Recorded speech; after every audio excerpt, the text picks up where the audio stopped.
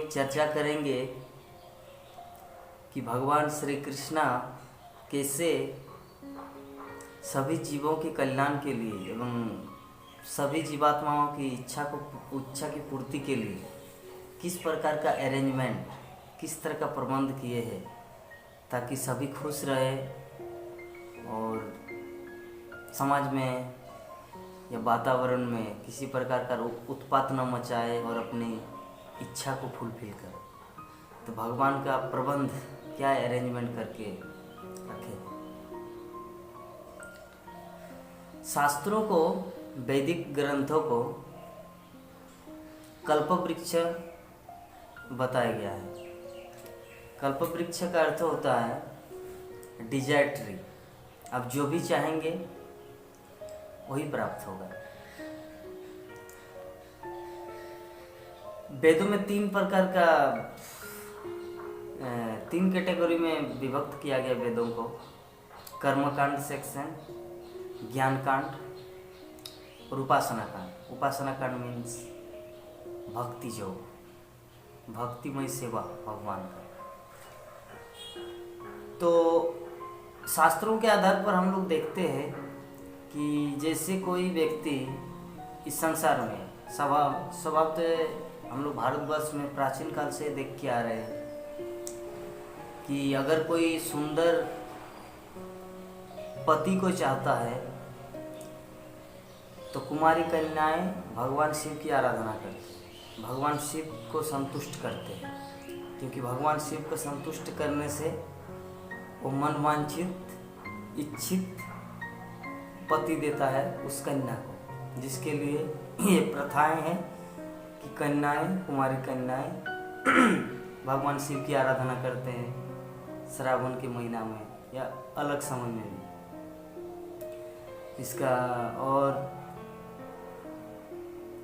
जैसे कात्यायनी की पूजा किए थे गोपियाँ कृष्ण को पति रूप में पाने के लिए। कात्यायनी मीन्स दुर्गा देवी, शिव दुर्गा जिसे बोलते हैं, पार्वती और महाशंकर।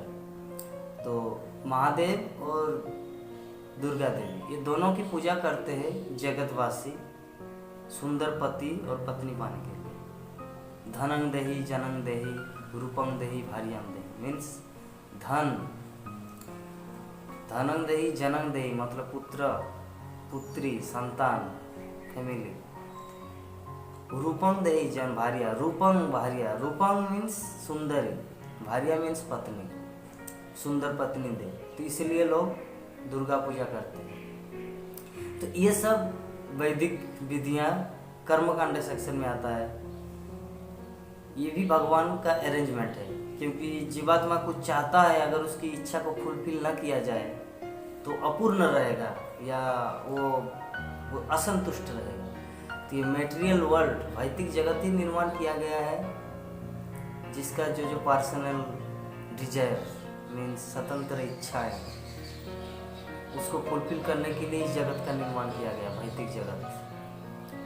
तो अगर कोई सुंदर पति पत्नी चाहते हैं तो दुर्गा देवी महादेव की पूजा करते हैं। अगर कोई धन प्राप्ति चाहता है तो वो किसकी पूजा करते हैं? लक्ष्मी देवी की, क्योंकि लक्ष्मी को संतुष्ट करने से उसको धन मिलेगा। गणेश का, सिद्धि प्रदाता गणेश। तो ये सब देवी देवताओं की पूजा आराधना वैदिक विधि में किया गया। तो ये भुक्ति, चैतन्य चरितामृत में वर्णन है, भुक्ति मुक्ति सिद्धि कामी सकले अशांतो कृष्ण भक्त निष्काम भतो व्यवशांत मीन्स भुक्ति कामी, मुक्ति कामी, सिद्धि कामी। तो ये पहला वैदिक कर्मकांड में पहला क्या हुआ? भुक्ति कामी मीन्स कुछ चाहता है, भोग करना चाहता है। अगर कोई गरीब है, गरीब का पहला गरीब क्या चाहता है? उसको अगर वो झोपड़ी में रहता तो उनको घर चाहिए, अगर घर मिल गया तो उसे एक बिल्डिंग चाहिए, अपार्टमेंट चाहिए, फ्लैट चाहिए, एक अपना राजमहल जैसा घर चाहिए। फिर वो राजा बनना चाहते हैं। जब वो राजा बनता है तो बोलते कि मैं इस पृथ्वी लोक का ही राजा क्यों बनूं, मैं स्वर्गलोक का राजा बनूंगा। तो स्वर्गलोक का राजा बनने की ख्वाहिश रखते हैं। तो भी पूरा होता है। क्यों? क्योंकि वैदिक विधि सब वर्णन है कि अमुक अमुक अमुक यज्ञ करने से, इतना समय, इतना राजसु यज्ञ करने से आपको राज पद मिलेगा, आपको स्वर्गलोक का राजा बना दिया जाएगा, आपको इंद्र पद की प्राप्ति है। ये सब वैदिक विधि वर्णन है, वैदिक कर्मकांड सेक्शन में आता है। तो जब लेकिन अल्टीमेटली होता क्या है, अल्टीमेटली वैदिक विधि में इतना कुछ करने के बावजूद भी, भोग करने के बावजूद भी, वो अल्टीमेटली देखता है कि शांति नहीं है, कि जितना हम चाहते हैं, फिर भी इच्छा, हमारे हृदय की जो इच्छा है वो पूरी नहीं होती है ना। झोपड़ी से घर, घर से अपार्टमेंट, अपार्टमेंट से बिल्डिंग, बिल्डिंग से राजमहल में आने के बावजूद भी, यहाँ तक स्वर्गलोक जाने के बावजूद भी हृदय की जो इच्छा है वो पूरी नहीं होती। तब वो पूरी तरह से एग्जिस्टेड मीन्स पूरी तरह से विरक्त अनुभव करता है। क्या किया जाए, विरक्त अनुभव करता है कि शांति तो नहीं है इतना कुछ करने के बावजूद। तब वो दूसरा चीज की खोज करते हैं, इससे कैसे मुक्ति प्राप्त किया जाए। वो मुक्ति को कहा जाता है ज्ञान कांड। ज्ञान कांड में व्यक्ति ये अंडरस्टैंडिंग, ये समझ आता है कि संसार में हम लोग कितना भी प्रयास करें सुख प्राप्ति का, लेकिन इस भौतिक जगत दुखालय शाश्वतम, यहाँ पे सुख मिलना असंभव है, यहाँ पे सुख की प्राप्ति असंभव है। तो वो व्यक्ति करता क्या है, वो ज्ञान कांड सेक्शन मुक्ति का पथ ढूंढता है। तो लेकिन जिसको शास्त्र में, वैदिक विधि में ये ज्ञान कांड के आधार पर जो मुक्ति वर्णन किया गया है, वो भी वास्तविक मुक्ति नहीं है। क्योंकि जिस तरह आपका कर्मकांड सेक्शन में भोग करने की, भुक्ति की वर्णन है, उसी तरह ज्ञान कांड में जो मुक्ति का वर्णन है वो भी सही नहीं है। अल्टीमेटली ये वर्णन किया जाएगा कि अल्टीमेटली जो भक्ति योग है, भगवान का उपासना कांड, वही एकमात्र वास्तविक भुक्ति, वास्तविक मुक्ति, वास्तविक शांति। अदरवाइज ये जो तीनों कांड है, पहला कर्म कांड, ज्ञान कांड, ये पूर्ण रूप से शांति का मार्ग नहीं है। उदाहरणतः हम लोग देखेंगे कि जैसे मुक्ति, ज्ञान कांड में क्या होता है कि मुक्ति चाहता है, बहुत आपका प्रयास करता है, वन में जाके ध्यान लगाता है, समाधि में बैठता है, मुक्ति की खोज करता है, मन ही मन मनगढ़ंत कुछ चिंता करता है, शून्य का भी ध्यान करता है कि आत्मा विलीन हो जाते हैं संसार में, ऐसे लाइक वो मुक्ति का चिंता करता है। लेकिन ये भी सही पथ नहीं है। श्रीमद् भागवतम में इस सब का एक एक चीज का पूर्ण रूप से वर्णन किया गया है। चैतन्य चरितामृत में वर्णन किया गया है कि ये जो हम लोग को सुख, भुक्ति, मुक्ति, सिद्धि, कामी, ये सब अशांत है। एकमात्र शांत व्यक्ति वही है जो भगवान कृष्ण का भक्त है। कृष्ण भक्त निष्काम अतएव शांत।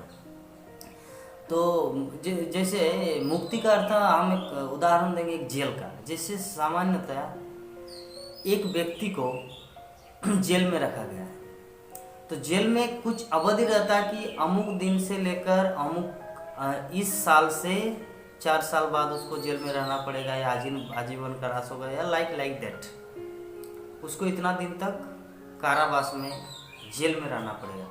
तो अगर वो खुद से प्रयास करे भागने का, जैसे आधुनिक फिल्मों में दिखाया जाता है कि कैसे वो जेल को तोड़कर या नीचे सुरंग से या हवलदारों को मारकर वो जेल से भागता है। लेकिन क्या जेल से भागना ही क्या उनका क्या जीवन का लक्ष्य हो जाता है? पुलिस तो उनके पीछे पड़ जाता है।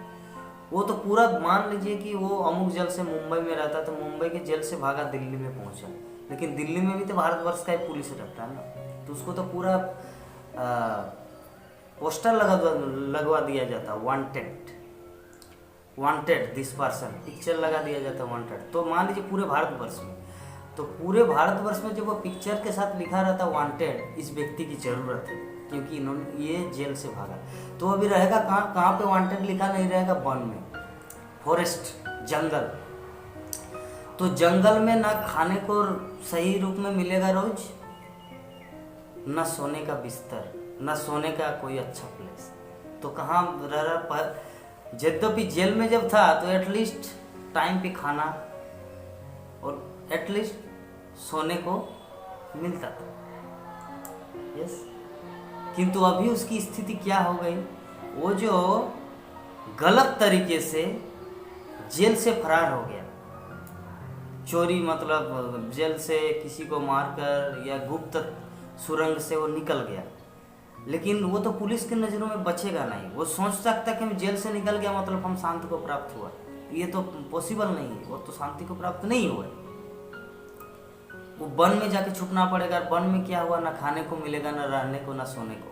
वो कितना कष्टमय जिंदगी बिता रहा है, तो उसकी स्थिति और भी ज़्यादा जटिल हो गई। तो मुक्ति का पद जो है वैदिक शास्त्रों में जो वर्णन है, मुक्ति का पद भी ऐसा ही है कि मुक्ति हम लोग चाहते हैं, तो मुक्ति करने के बावजूद अगर आपको बाहर में भगवान कृष्ण का चरण कमल या भगवान की भक्ति में सेवा में आपको इंगेज नहीं किया गया, तो आपका पुनः फेल डाउन होने का चांस है। जैसे जेल कैदी अगर असमय मतलब समय, जैसे 4 साल का कैद है, अगर वो 3 साल 2 साल 2.5 साल बीतने के बाद अगर वो बिना कुछ बोले फरार हो जाता किसी को मर्डर करके जेल के अंदर, तो क्या उसको सरकार क्या छोड़ेगा ऐसे?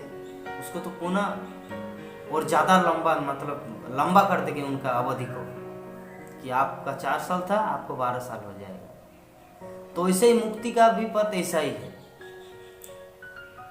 तो वास्तव में अगर हाँ एक उदाहरण दिया जाता है, जैसे मान लीजिए जेल में वो रहते हुए अगर वो विनम्रता बस एक लेटर लिखा राष्ट्रपति को या जेल का जो अध्यक्ष है कि मैंने इतना बड़ा गलती किया हूँ और गलती करने के बाद मेरा अंदर में एक पश्चाताप की आग जल रही है कि मैंने ये बहुत बड़ा गलती किया है, तो मैं पुनः ऐसा न करने का वचन देता हूँ, तो कृपा करके आप लोग मुझे एक सुंदर रूप से एक साधारण नागरिक की तरह जीने का सौभाग्य या मौका मुझे प्रदान करें। तब जब वो लेटर सरकार तक पहुँचता है, तो वो लेटर का जब संस्तुति रिकमेंडेशन होता है, तब व्यक्ति सुंदर रूप से जेल से निकल जाता है और कोई उसको कुछ बोलने वाला नहीं, आराम से अपनी जिंदगी को चलायमान करते हैं। तो ये जो पथ है, इस पथ को कहा जाता है भक्ति का पथ। भुक्तिकामी, मुक्तिकामी, सिद्धिकामी और भुक्ति भोग करना, मुक्त होना और उपासना मतलब भगवान की भक्ति करना। तो 2 का वर्णन हम किए।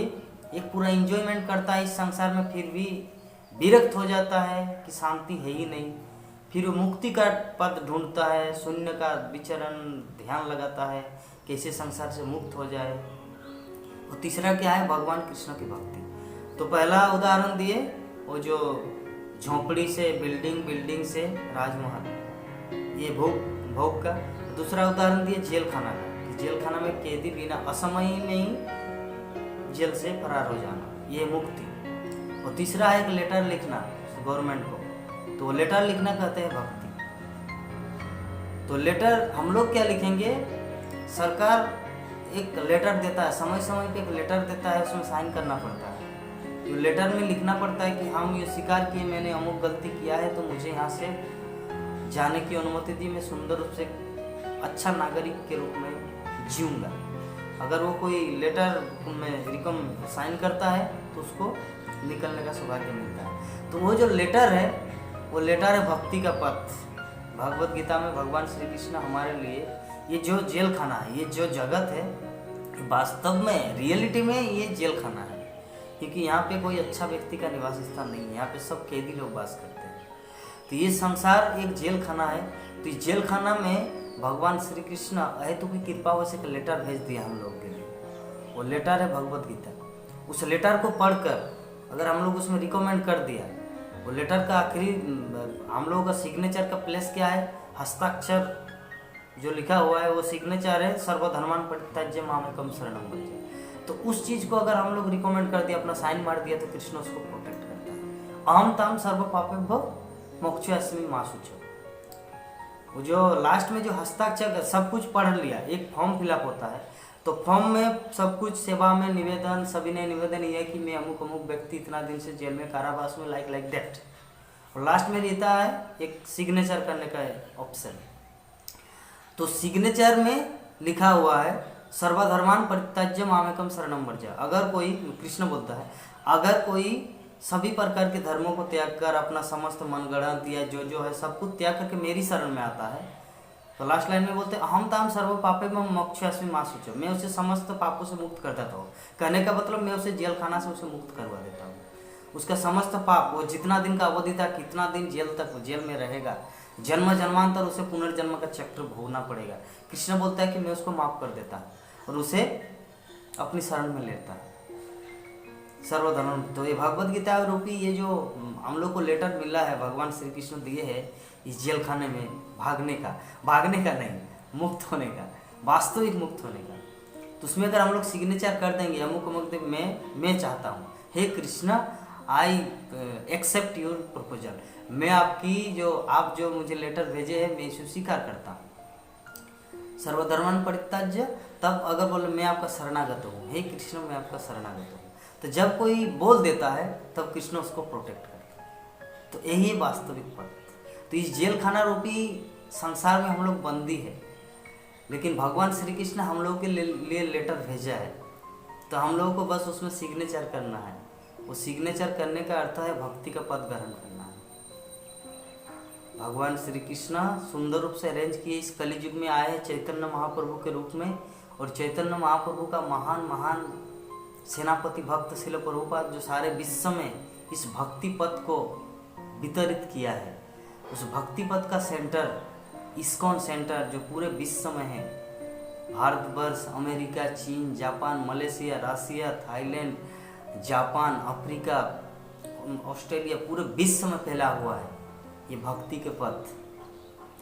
तो हम लोग को उस इस्कॉन सेंटर में जाकर किसी भक्त के सानिध्य में अपने आप को शरणागत करना है कि प्रभु जी मुझे क्या करना है, मुझे कैसे भक्ति जीवन को कैसे चलायमान करना है, कैसे हम 16 माला जप करेंगे, या कैसे भगवद गीता की जो 4 विधि नियम है उसको हम पालन करेंगे। इस तरह जाके अपने आप को सरेंडर करना है, तभी हम लोग इस जेल से मुक्त हो पाएंगे।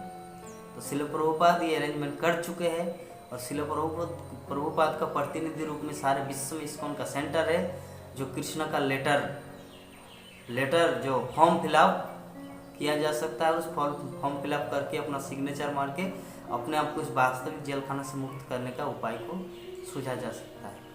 इसीलिए वास्तविकता को समझिए सभी।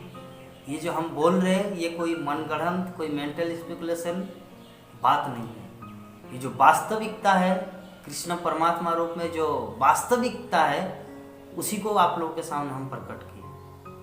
ये लेटर भगवद गीता के रूप में भेजे हैं इस्कॉन सेंटर के रूप में शिल प्रभुपाद भगवान का शुद्ध भक्त पूरे संसार में स्थापित किए हैं।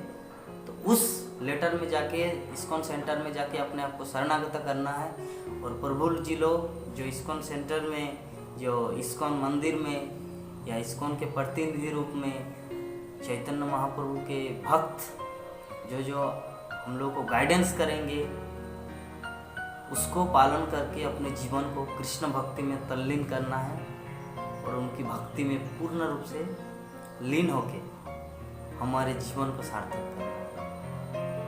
हरे कृष्ण।